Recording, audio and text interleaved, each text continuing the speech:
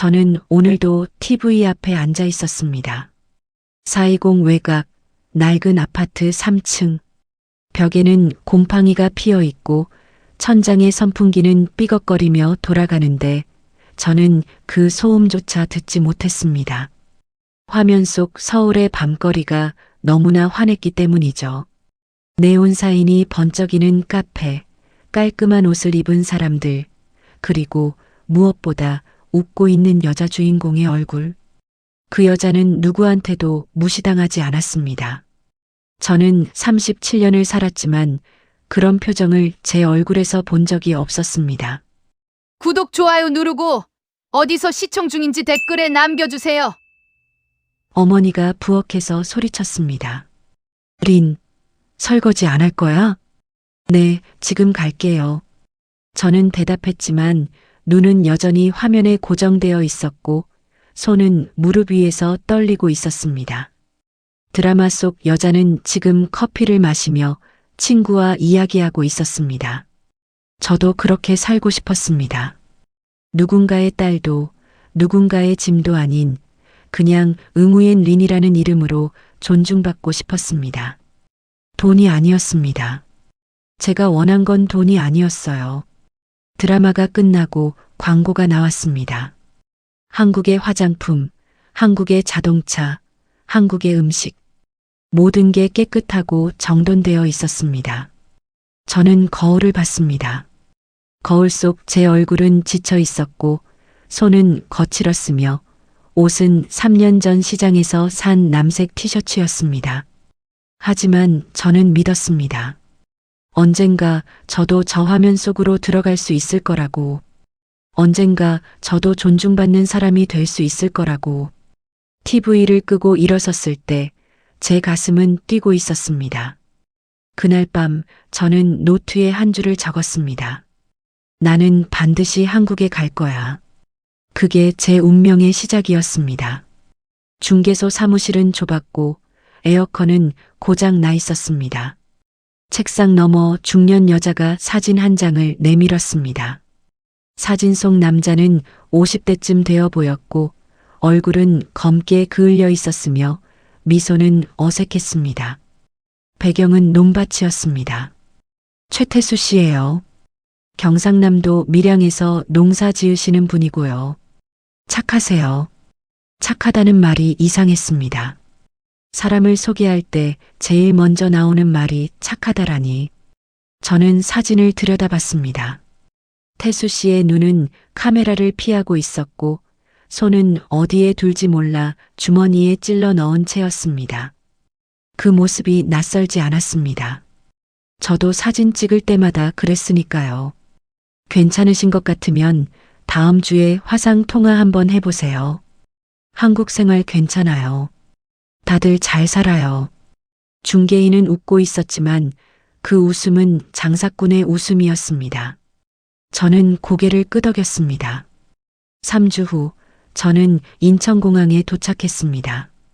비행기에서 내리는 순간부터 공기가 달랐습니다.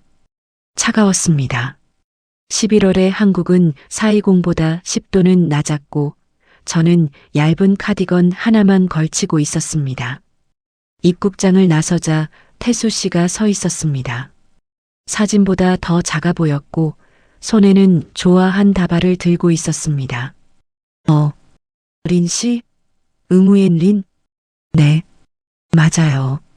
그는 어색하게 웃으며 꽃다발을 내밀었습니다. 저는 받았습니다. 꽃은 플라스틱이었습니다. 공항을 나서는 길, 사람들의 시선이 느껴졌습니다. 그들은 쳐다봤고 고개를 돌렸으며 몇몇은 수군거렸습니다. 저는 그 시선의 의미를 알았습니다. 드라마 속 환한 거리는 어디에도 없었고 저는 그저 공항 주차장을 향해 걷고 있을 뿐이었습니다. 차 안에서 태수 씨가 말했습니다. 집까지 2시간 반 걸려요. 좀 멀어요. 저는 창밖을 봤습니다. 고속도로 양옆으로 펼쳐진 풍경은 생각보다 어두웠고 가로등은 드문드문 서 있었으며 제 가슴속 어딘가에서는 작은 경고음이 울리기 시작했습니다. 이 길이 내 운명일지도 몰라. 그렇게 믿으려 했습니다. 하지만 차창에 비친 제 얼굴은 이미 무언가 잘못되었다는 걸 알고 있었습니다. 시어머니는 대문 앞에 서 있었습니다. 70대쯤 되어 보이는 작은 체구에 입술은 꽉 다물어져 있었고 두 손은 허리춤에 얹혀 있었습니다. 저를 보는 눈빛은 물건을 감정하는 사람의 그것이었습니다. 여기가 우리 집이다. 들어와. 인사도 없었습니다. 방은 좁았고 이불은 오래되어 보였으며 창문 너머로는 논밭만 보였습니다. 짐을 풀 새도 없이 시어머니가 부엌을 가리켰습니다. 설거지부터 해. 손님들 다녀갔어. 아, 네. 지금요? 지금 아니면 언제 할 건데. 돈 주고 데려온 거 아는 거지? 그 말이 귓속으로 박혔습니다. 돈 주고 데려온 거. 저는 아무 말도 못하고 부엌으로 갔습니다. 싱크대에는 그릇이 산처럼 쌓여 있었고 기름때는 굳어 있었으며 물은 차가웠습니다. 장갑도 없었습니다. 손을 담그는 순간 11월의 찬물이 손가락 끝을 물어뜯었습니다. 저는 그릇을 닦았습니다. 1시간쯤 지났을까 시어머니가 다시 왔습니다. 다 했으면 마당 쓸고 빨래 걷어. 그리고 저녁 준비해야지. 저녁은 뭘 만들어요? 된장찌개. 못 만들어? 한 번도 안 해봤어요. 시어머니는 혀를 찼습니다. 그럼 뭐 할 줄 알아? 시집 와서 배워야지. 저는 고개를 숙였습니다. 저녁 식탁은 더 고통스러웠습니다. 태수 씨와 시어머니 그리고 태수 씨의 형이 앉아 있었고 저는 구석 자리에 앉았습니다.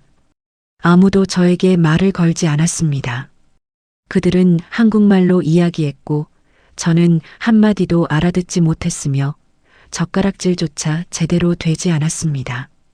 밤이 되었습니다. 저는 방 한구석에 앉아 휴대폰을 켰습니다. 베트남 집으로 전화를 걸었습니다. 어머니 목소리가 들렸습니다. 리나, 괜찮아? 네, 엄마. 괜찮아요. 여기 좋아요. 거짓말이었습니다. 전화를 끊고 저는 이불을 뒤집어 썼습니다. 눈물이 났습니다.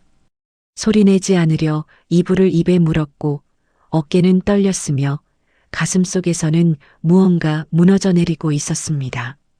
나는 사람이 아니구나. 그 생각이 머릿속을 가득 채웠습니다. 창밖은 깜깜했고 별도 보이지 않았으며 저는 그렇게 첫날 밤을 견뎌냈습니다. 눈이 내리던 날이었습니다. 새벽 5시 저는 가방 하나만 들고 집을 나왔습니다. 시어머니는 아직 자고 있었고 태수 씨는 방에서 코를 골고 있었으며 마당의 개만이 저를 쳐다봤습니다. 저는 개에게 작별 인사도 하지 않았습니다. 버스 정류장까지는 30분을 걸어야 했습니다. 눈은 계속 내렸고 운동화는 젖었으며 손은 얼어붙었습니다. 하지만 저는 멈추지 않았습니다. 뒤를 돌아보지도 않았습니다. 이제 됐어. 이제 자유야. 첫 버스를 탔고 밀양 터미널에서 부산행 고속버스로 갈아탔습니다. 창밖 풍경이 바뀌는 걸 보며 저는 처음으로 숨을 쉬는 기분을 느꼈습니다. 가슴이 뛰었습니다. 두려움이 아닌 설렘으로. 부산역에 도착했을 때는 오후 2시였습니다. 저는 휴대폰을 꺼내 미아에게 전화를 걸었습니다. 미아는 제가 베트남에서 알던 친구였고 3년 전 한국에 먼저 왔으며 지금은 부산의 베트남 식당에서 일한다고 들었습니다. 여보세요? 미아야? 린 맞아? 어떻게 된 거야? 나 도망쳤어. 지금 부산역이야. 전화기 너머로 미아의 한숨이 들렸습니다. 알았어. 거기 있어. 내가 갈게. 1시간 후 미아가 나타났습니다. 옛날보다 살이 빠져 있었고 머리는 짧게 잘랐으며 얼굴에는 피곤함이 가득했습니다. 하지만 그녀는 웃고 있었습니다. 많이 힘들었지? 응. 저는 그 한마디만 하고 울음을 터뜨렸습니다. 역 대합실 한가운데에서 사람들이 쳐다보는 것도 상관없이 저는 소리내어 울었습니다. 미아는 저를 식당으로 데려갔습니다. 420의 맛이라는 간판이 붙은 작은 가게였습니다. 주방에서는 쌀국수 끓는 냄새가 났고 벽에는 베트남 국기가 걸려 있었으며 라디오에서는 베트남 노래가 흘러나왔습니다. 저는 그 순간 집에 돌아온 것 같았습니다. 사장님한테 얘기해 볼게. 설거지 자리 있을 거야. 고마워, 미아야. 그날 밤 저는 식당 뒷방에서 잤습니다. 좁았지만 따뜻했고 불편했지만 안전했으며 처음으로 누군가의 눈치를 보지 않아도 됐습니다. 잠들기 전 저는 거울을 봤습니다. 거울 속 제 얼굴은 여전히 지쳐 있었지만 눈빛만은 달랐습니다. 죽어 있지 않았습니다. 저는 작게 중얼거렸습니다. 응우엔 린이야. 남의 아내가 아니라 나. 그게 제가 제 이름을 처음으로 다시 부른 순간이었습니다. 식당 일은 고됐지만 숨통은 트였습니다. 아침 6시에 일어나 쌀국수 육수를 끓이고 오후까지 설거지를 하고 밤 9시에 문을 닫았습니다. 손은 여전히 거칠었고 허리는 아팠으며 월급은 80만 원이었습니다. 하지만 저는 웃을 수 있었습니다. 누군가 저를 돈 주고 산 여자라고 부르지 않았으니까요. 3개월이 지났을 때 미아가 전단지 하나를 건넸습니다. 리나, 이거 봐. 다문화센터에서 무료 한국어 수업한대. 한국어? 응. 배워야 할 거 아니야. 여기서 살려면. 저는 전단지를 받아들었습니다. 종이는 낡았지만 무료라는 글자만큼은 선명했습니다. 첫 수업날 저는 30분 일찍 도착했습니다. 교실은 작았고 책상은 10개 정도였으며 칠판에는 한글 자음이 빼곡히 적혀 있었습니다. 기역, 니은, 디귿. 어렸을 때 배운 알파벳처럼 낯설었습니다. 저 외에도 필리핀, 캄보디아, 몽골에서 온 여자들이 앉아 있었습니다. 모두 저와 같은 눈빛을 하고 있었습니다. 선생님이 들어왔습니다. 60대쯤 되어 보이는 여자였고 머리는 하얗게 새어 있었으며 미소는 따뜻했습니다. 그녀가 칠판에 이름을 적었습니다. 박지은. 안녕하세요, 여러분. 저는 박지은입니다. 앞으로 6개월 동안 함께 할 거예요. 저는 손을 들었습니다. 선생님, 저 한국말 하나도 몰라요. 괜찮아요? 박지은 선생님이 웃었습니다. 괜찮아요. 여기 온 사람들 다 그래요. 천천히 배우면 돼요. 그날부터 저는 매주 화요일과 목요일 식당 일을 마치고 수업에 갔습니다. 처음엔 안녕하세요도 발음이 안 됐고 받침은 혀가 꼬였으며 쓰기는 손이 떨렸습니다. 하지만 포기하지 않았습니다. 어느 날 수업이 끝나고 박지은 선생님이 저를 불렀습니다. 린 씨, 잠깐만요.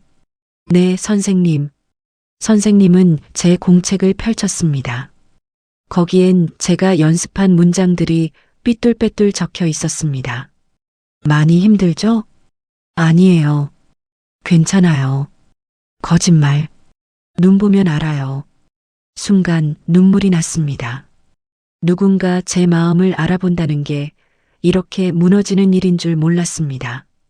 선생님이 제 손을 잡았습니다. 린 씨, 한국은 넓어요. 좋은 사람도 많아요. 포기하지 마세요. 그날 밤 저는 식당 뒷방에서 공책을 폈습니다. 그리고 한 문장을 또박또박 적었습니다. 나는 응우엔 린입니다. 나는 포기하지 않습니다. 한국어로요. 처음으로 한국이 두려움이 아닌 기회의 땅으로 보이기 시작했습니다. 그는 어느 비오는 목요일 저녁에 나타났습니다. 수업을 마치고 식당으로 돌아가는 길이었습니다. 골목 입구에 누군가 서 있었고 그 실루엣은 낯익었으며 제 발걸음은 멈췄습니다. 태수 씨였습니다. 린, 그의 목소리는 떨리고 있었습니다. 어떻게 여길? 내가 밀양에서 부산으로 버스 탄 거 다 알아. 찾는데 2달 걸렸어. 비가 내렸습니다. 우산도 없이 서 있는 그의 모습은 초라했지만 저는 더 이상 그를 불쌍히 여기지 않았습니다. 돌아가. 같이 집에 가자. 싫어요. 뭐? 싫다고요. 저 안 돌아가요. 태수 씨의 얼굴이 일그러졌습니다. 넌 내 아내야. 법적으로. 알지? 도망쳐서 뭐 하려고? 여기서 설거지나 하면서. 그래도 거기보단 나아요. 저 거기서 사람 취급 못 받았어요. 엄마가 좀 까다로우셔도 시간 지나면. 아니에요. 제 목소리가 커졌습니다. 골목에 메아리 쳤습니다. 저 사람 아니었어요. 거기선 물건이었어요. 당신 엄마 말대로 돈 주고 산 물건. 태수 씨가 한 걸음 다가왔습니다. 저는 한 걸음 물러섰습니다. 린, 그러지 마. 우리 다시 시작하자. 내가 엄마한테 얘기할게. 늦었어요. 저 이제 돌아가지 않아요. 그는 제 팔을 잡으려 했습니다. 저는 비명을 질렀습니다. 놓으세요. 경찰 불러요. 순간 식당 문이 열렸습니다. 미아와 사장님이 뛰어나왔고 태수 씨는 당황한 얼굴로 손을 걷었습니다. 당신 누구야? 왜 우리 린 괴롭혀? 미아가 소리쳤습니다. 사장님은 이미 전화기를 들고 있었습니다. 태수 씨는 한참을 서 있다가 결국 돌아섰습니다. 비를 맞으며 골목을 빠져나가는 그의 뒷모습은 작았습니다. 저는 그날 밤 정말로 경찰서에 갔습니다. 신고를 했습니다. 접근금지 요청도 했습니다. 경찰관은 친절했고 서류를 꼼꼼히 작성해줬으며 용기 있는 선택이라고 말했습니다. 그로부터 1년 후 저는 린의 집이라는 작은 베트남 식당을 열었습니다. 박지은 선생님이 보증을 서줬고 미아가 주방을 도왔으며 한국어 수업 동기들이 첫 손님으로 왔습니다.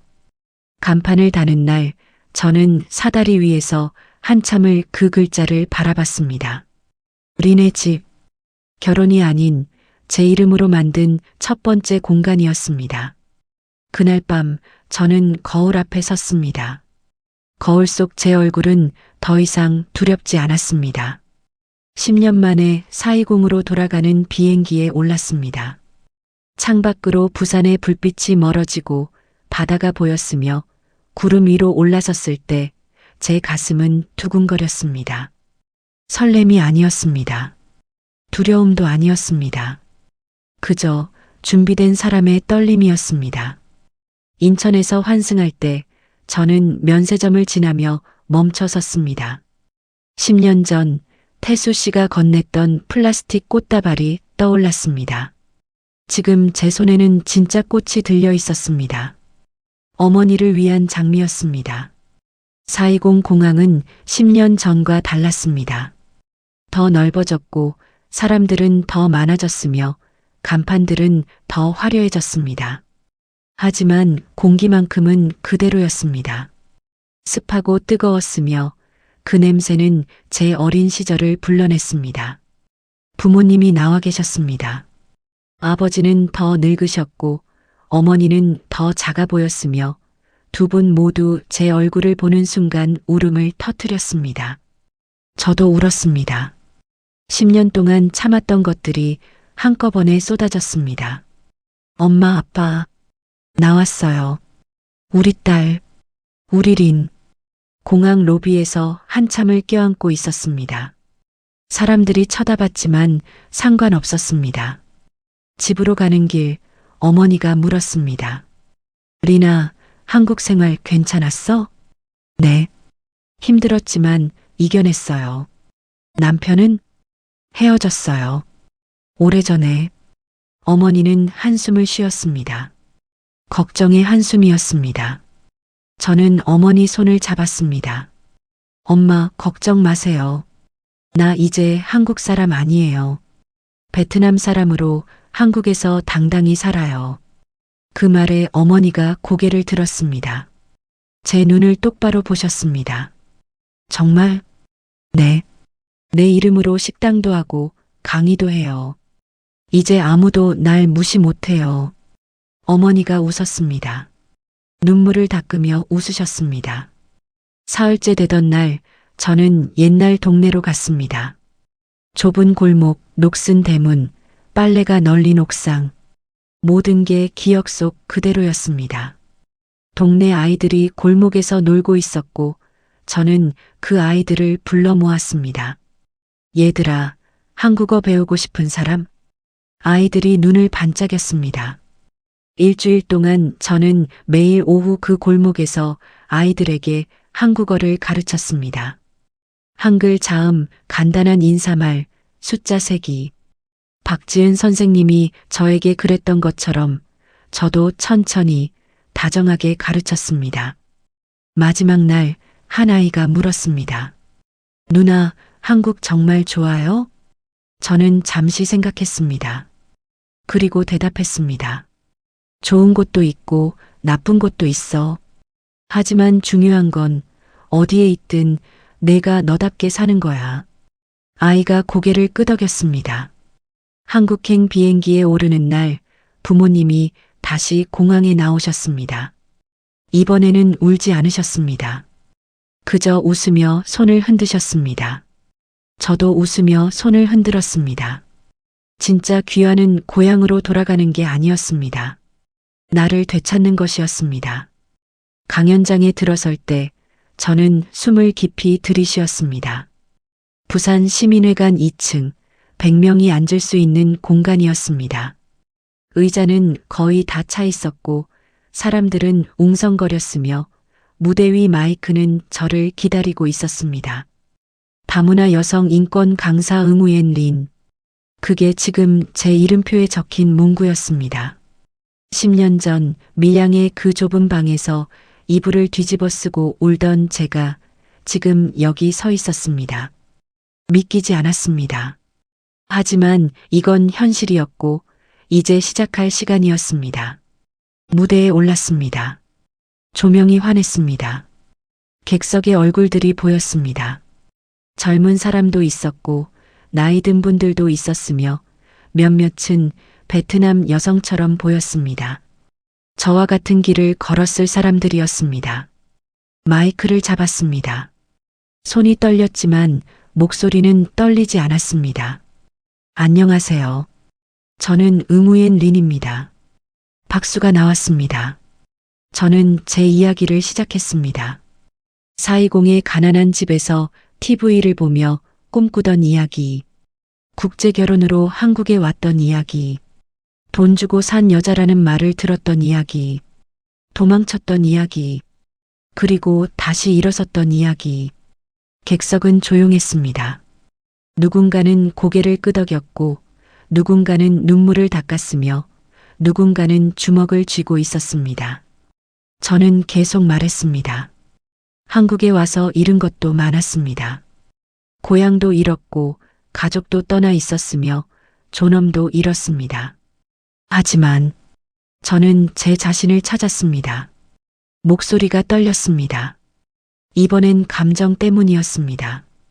진짜 귀환은 고향으로 돌아가는 게 아니에요. 나를 되찾는 거예요. 내 이름을 다시 부를 수 있는 거예요. 누가 뭐라 해도 내가 나로 설 수 있는 거예요. 박수가 터졌습니다. 우레 같은 박수였습니다. 사람들이 일어섰고 환호했으며 몇몇은 소리내어 울었습니다. 저도 울었습니다. 무대 위에서 조명 아래에서 100명 앞에서 울었습니다. 하지만 그 눈물은 더 이상 슬픔이 아니었습니다. 강연이 끝나고 한 여성이 다가왔습니다. 필리핀에서 왔다는 30대 여성이었습니다. 선생님, 저도 할 수 있을까요? 저는 그녀의 손을 잡았습니다. 할 수 있어요. 당신도 할 수 있어요. 그날 밤 저는 린의 집으로 돌아왔습니다. 식당 간판에 불이 켜져 있었고 주방에서는 쌀국수 끓는 냄새가 났으며 미아가 웃으며 손을 흔들었습니다. 박지은 선생님이 손님으로 와 계셨고 한국어 수업 동기들도 모여 있었습니다. 린, 강연 어땠어? 좋았어요. 정말 좋았어요. 저는 앞치마를 두르고 주방으로 들어갔습니다. 냄비를 저으며 저는 창밖을 봤습니다. 부산의 밤거리는 환했고 불빛은 반짝였으며 10년 전 사이공에서 TV로 보던 그 풍경이 지금 제 눈앞에 있었습니다. 하지만 이젠 알았습니다. 중요한 건 어느 거리에 서 있느냐가 아니라 그 거리에서 내가 누구로 서 있느냐라는 것을. 저는 응우엔 린입니다. 존엄의 빛으로 빛나는 사람입니다.